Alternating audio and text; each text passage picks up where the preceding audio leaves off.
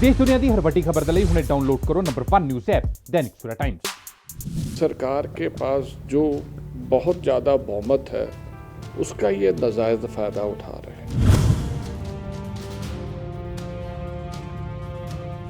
जो रिपोर्ट्स आ रही हैं बीजेपी का सूपड़ा साफ होगा। सरकार पंजाब जैसी स्टेट को सजा देने जा रही है। किसान ने मन बना लिया ना कि अब मैं नहीं उगाऊंगा तो कौन खेती करेगा, मोदी जी करेंगे। ना आपकी ना अकाली दल की पंजाब में दाल गलने वाली नहीं।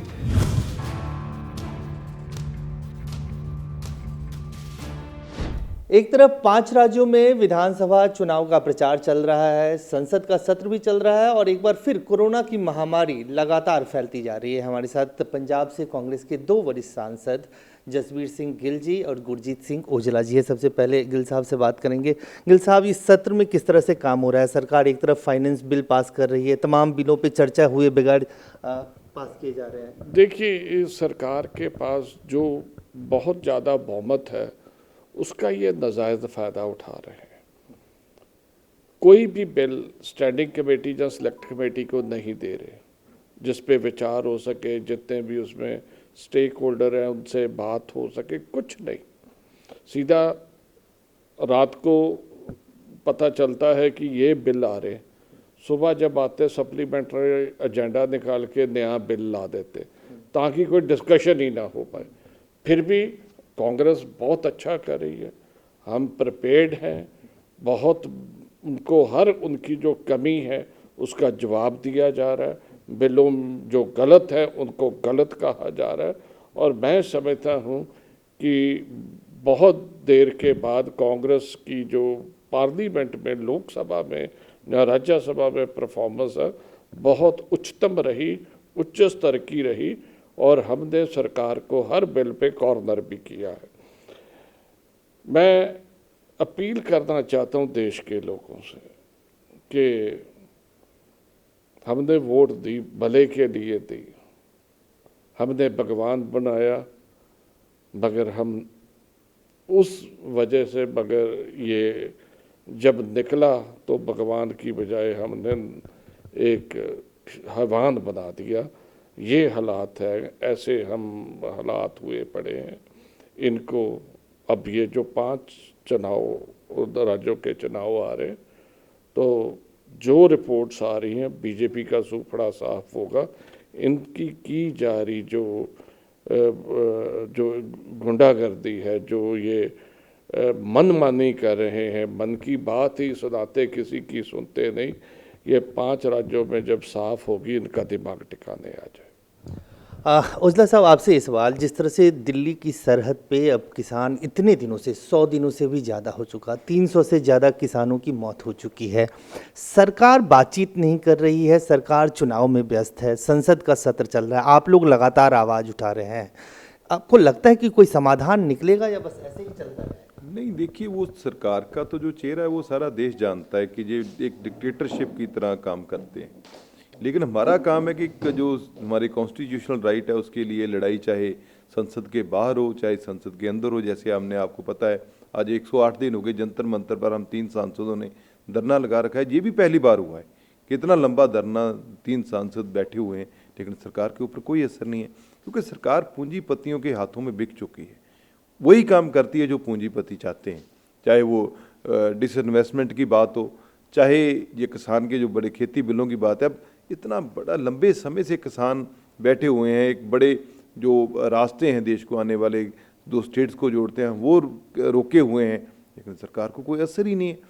300 से ज़्यादा वहाँ लोग जान दे चुके हैं, कोई असर नहीं है। लेकिन उसके उलट अब सरकार पंजाब जैसी स्टेट को सजा देने जा रही है। प्रोक्योरमेंट का समय आ गया है तो अब बोले कि प्रोक्योरमेंट तो हम उसी को पैसे देंगे जिसका नाम जमाबंदी होगी। आपको पता है हमारा सिस्टम कैसा है पंजाब का। पंजाब में बहुत लोग NRI बाहर बैठे हुए हैं, लेकिन उनके पास ज़मीनें जहाँ हैं। उसके अलावा हमारे बहुत लोग शहर में आ जाते हैं, कुछ कारोबार करते हैं, कुछ नौकरी करते हैं, वो भी ज़मीनें अपनी ठेके पे देते हैं।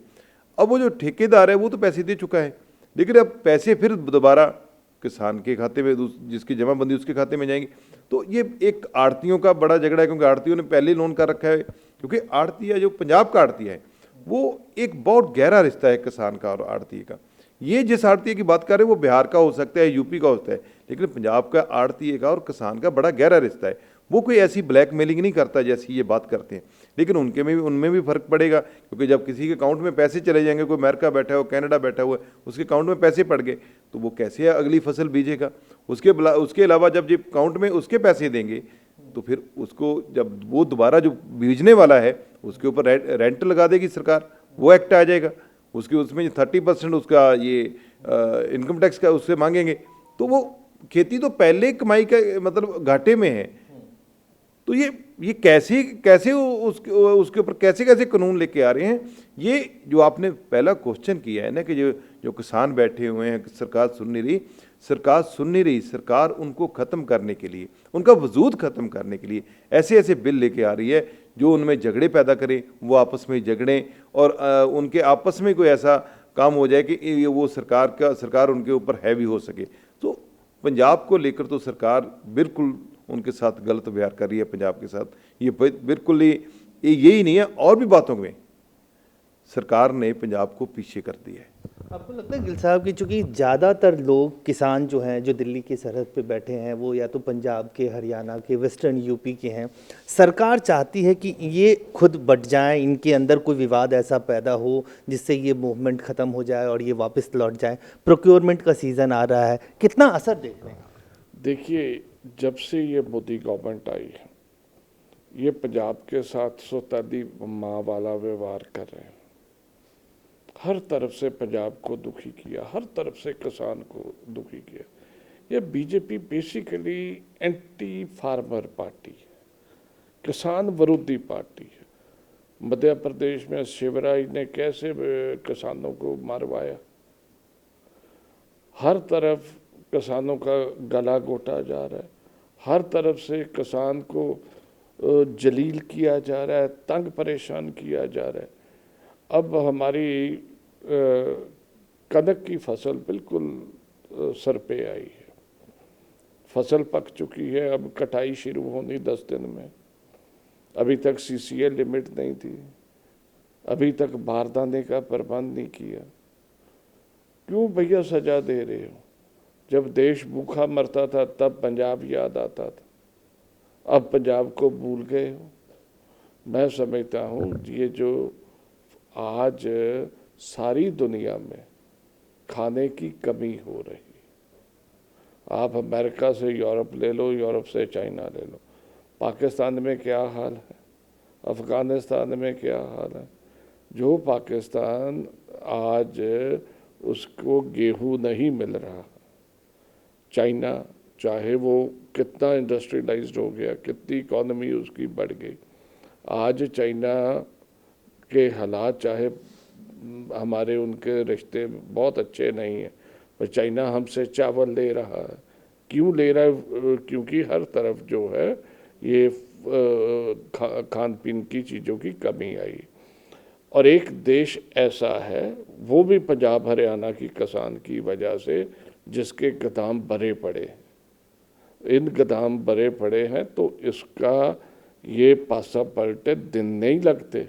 फिर इसी किसान की याद आएगी रशिया कब टूटा।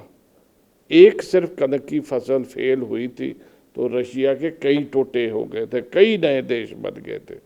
अगर यहाँ पे खाने की कमी आती है तो उसका जिम्मेदार सिर्फ और सिर्फ ये मोदी गवर्नमेंट हो।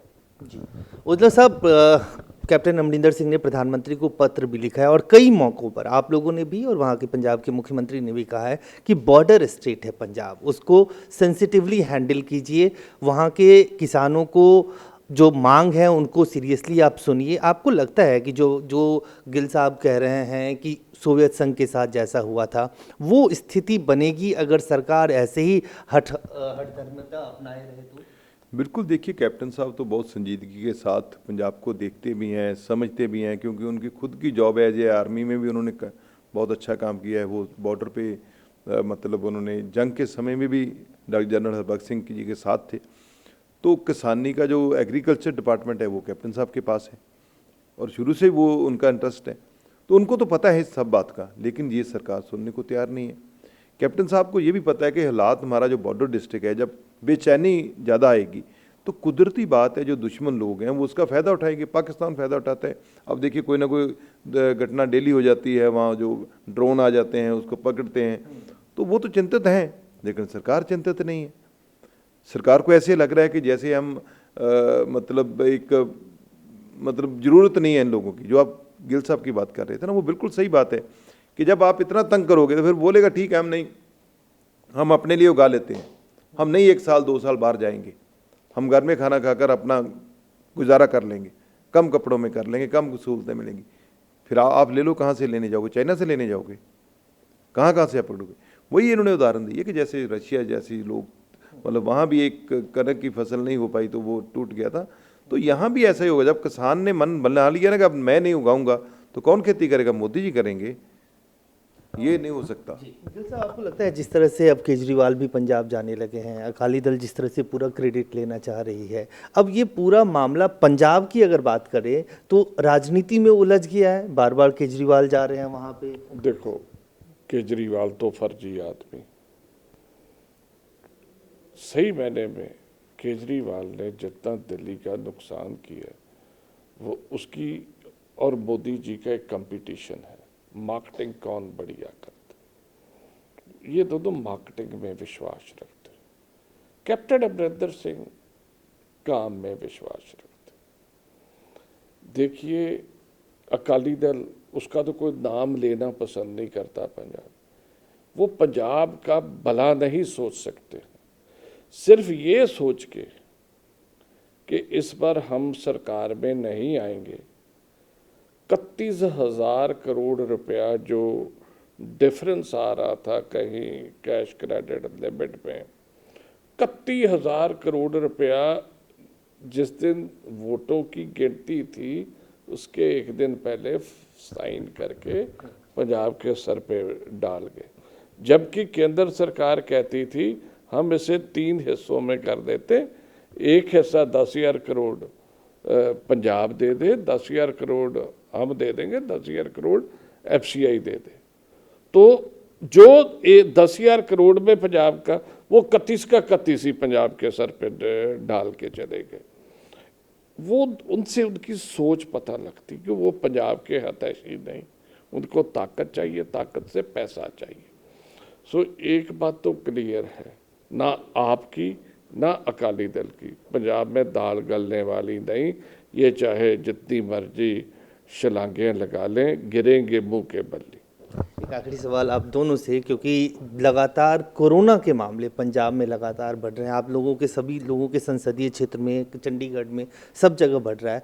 1 अप्रैल से अब केंद्रीय कैबिनेट ने यह फैसला लिया है कि 45 साल से ज़्यादा उम्र के जो लोग हैं उनको भी वैक्सीन लगेगा। आपको लगता है कि कंट्रोल हो पाएगा जिस तरह से लगातार? देखिए, हमें 40% लोगों को जिस दिन हमने हर्ड इम्यूनिटी प्रोवाइड कर दी उस दिन इसका काम तमाम होने की तरफ चल जाएगा। हमारे पास वैक्सीनेशन है, हम बाहर के देशों को भी दे रहे हैं, तो क्यों नहीं अपने लोगों को लगाएं? 40 तक भी लगा सकते, लगानी चाहिए, और इसके लगाने से बिल्कुल फ़र्क पड़ेगा। मैं समझता हूँ कि जितनी जल्दी हो सके इनको और लोगों को इन्वॉल्व करना चाहिए। मेरे हिसाब से ये 45 की बजाय भी अगर 40 कर देते तो और बढ़िया रहता। उल्ला साहब, स्कूल कॉलेज जितने फेस्टिवल हैं सब पे बैन लग गया है, कॉलेजेस बंद हैं, सब पे बारात, होली मिलन, सब पे बैन लगा दिया। आपको लगता है उससे कंट्रोल हो पाएगा?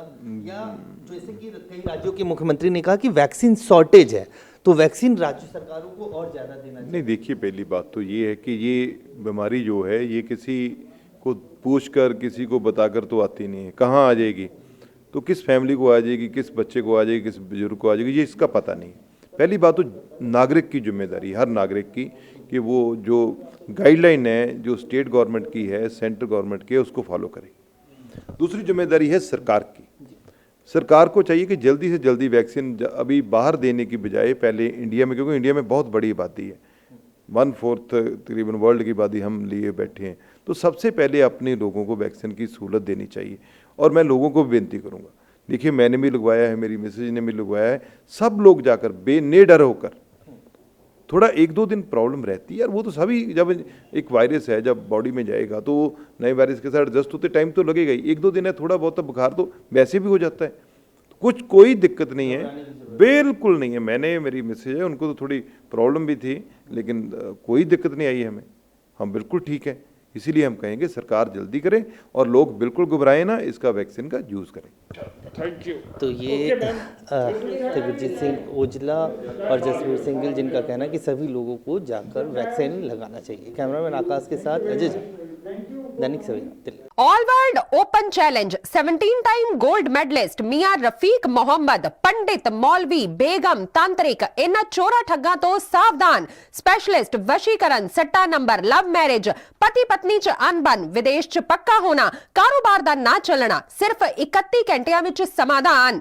फ्री फ्री फ्री मियां रफीक मोहम्मद। मोबाइल 84 374 94 647, 84 374 94 648। पंडित राधे शर्मा, चमत्कार ਹੁੰਦੇ ਵੇਖੋ ਆਪਣੀਆਂ ਅੱਖਾਂ ਦੇ ਸਾਹਮਣੇ। 24 ਘੰਟੇ ਵਿੱਚ ਪਾਓ ਹਰ ਪਰੇਸ਼ਾਨੀ ਦਾ ਹੱਲ। ਮੁਸਲਮਾਨੀ, ਰੂਹਾਨੀ ਤੇ ਕਾਲੇ ਇਲਮ ਦੇ ਬਾਦਸ਼ਾਹ, ਮੇਰੇ ਕੀਤੇ ਨੂੰ ਮੇਰੇ ਤੋਂ ਇਲਾਵਾ ਕੋਈ ਕੱਟ ਨਹੀਂ ਸਕਦਾ।